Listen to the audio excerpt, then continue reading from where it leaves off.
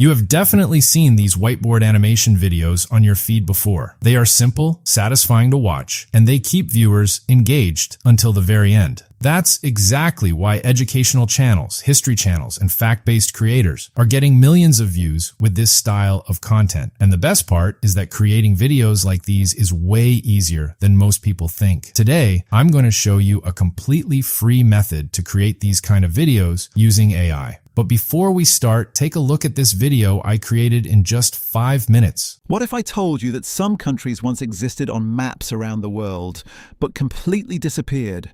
Throughout history, borders have constantly changed. Nations were born, expanded, collapsed, and sometimes vanished entirely. Let's start with Prussia. Once one of Europe's most powerful states, it helped shape modern Germany. But after World War II, Prussia was officially dissolved. Today, Prussia no longer exists as a country, but its influence can still be seen in modern Germany.